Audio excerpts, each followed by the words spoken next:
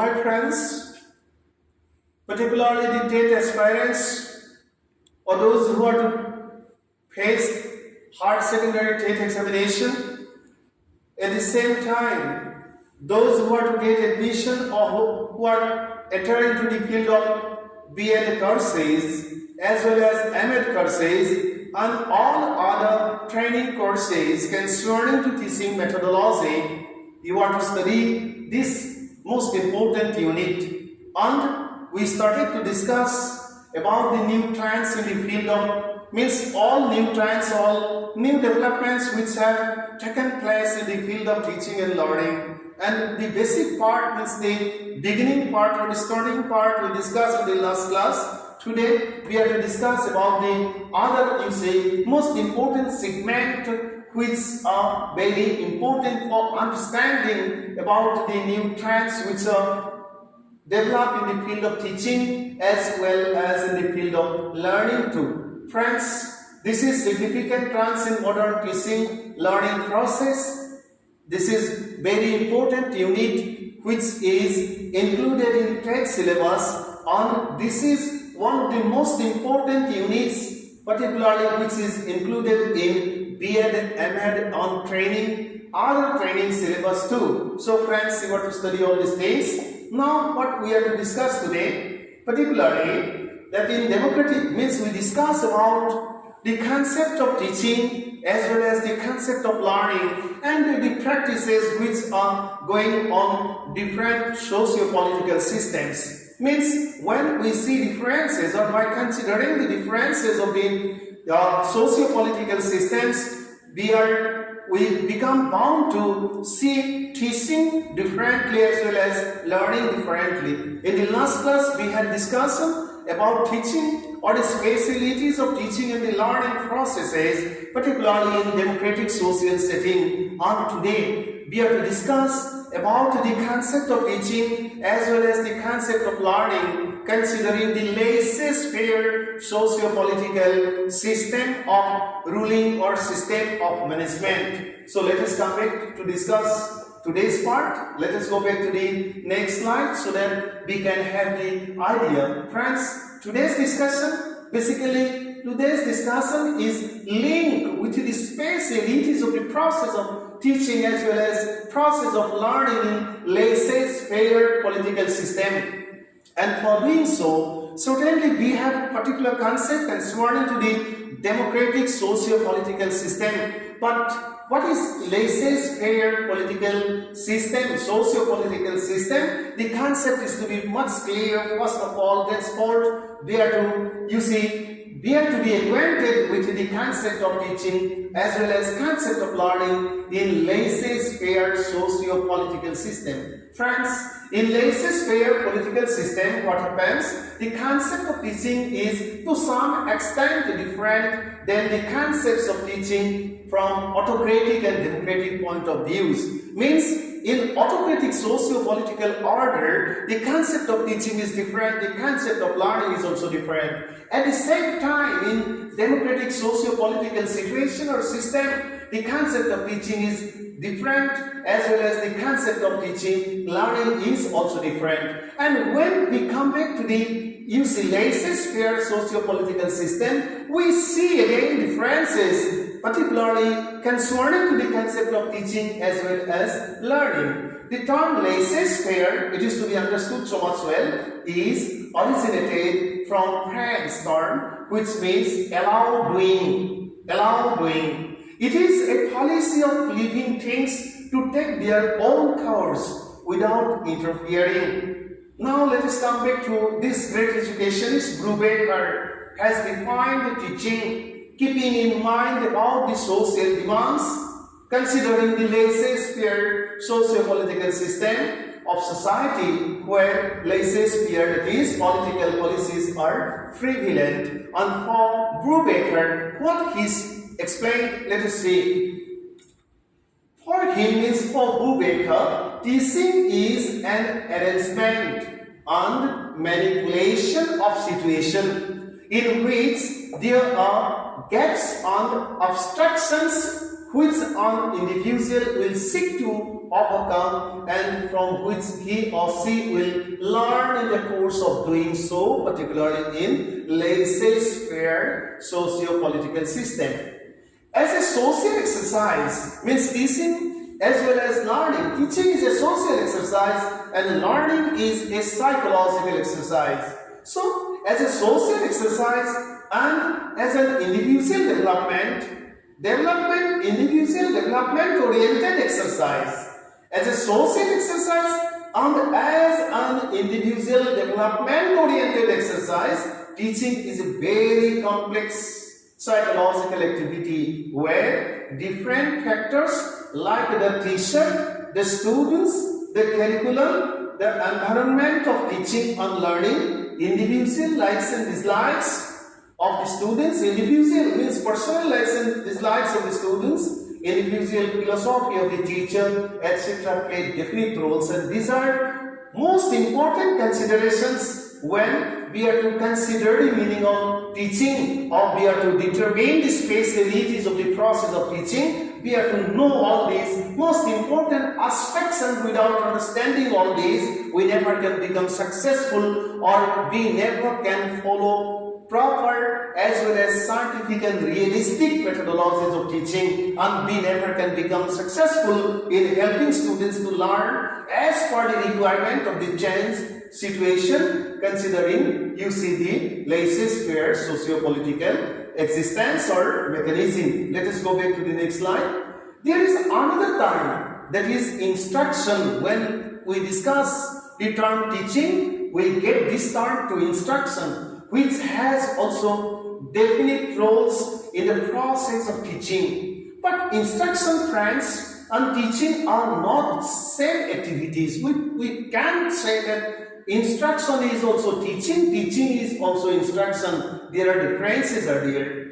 There lies difference between the two, though some like to disagree to accept the differences. Means we are not agree to accept the differences between teaching and instruction, but in practice there are differences between instruction and teaching. Both the terms are not synonymous, means there are differences are there. Let us see the next slide. Teaching demands interaction between the teacher and the students.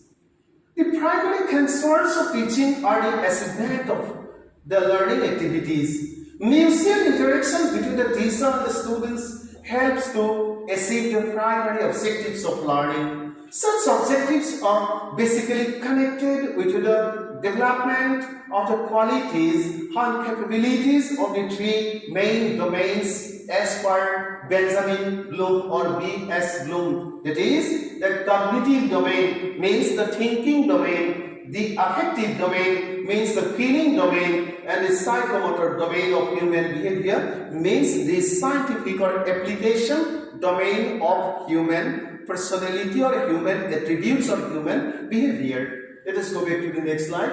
All capabilities of the students of the three domains, that is cognitive, affective and psychomotor, or thinking, feeling and doing, are to be systematically developed with the help of teaching. Means the primary concern of teaching is to help to develop all the concerned qualities of the three domains, that is the cognitive means thinking, means next one is the affective means the feeling, and the third one is the psychomotor, that is the doing domain. Educational objectives are set as per the requirement of all the three main domains of human behaviors. Human behavior is policed as per the socio-political, socio-cultural, socio-economic, socio-religious demands of human society. Change of behavior is learning. This is the prime concern. We have to help our learners or the students to bring changes towards their behavioral pattern, particularly of these three domains, cognitive, affective and psychomotor. The process of systematic change of behavior is very complex and it depends on teaching, which is a very complex social process or social exercise. Let us go back to the next slide. Now, because we started to discuss or we tried to see the differences between the two terms, one is teaching, another is instruction. by discussing about teaching, we have come to know about all those things. Now let us discuss about instruction, which also helps to give proper state of human behavior. Friends, instruction very simply means a direction or order. It also means teaching or education. But instruction does not include systematic interaction between the teacher and the students.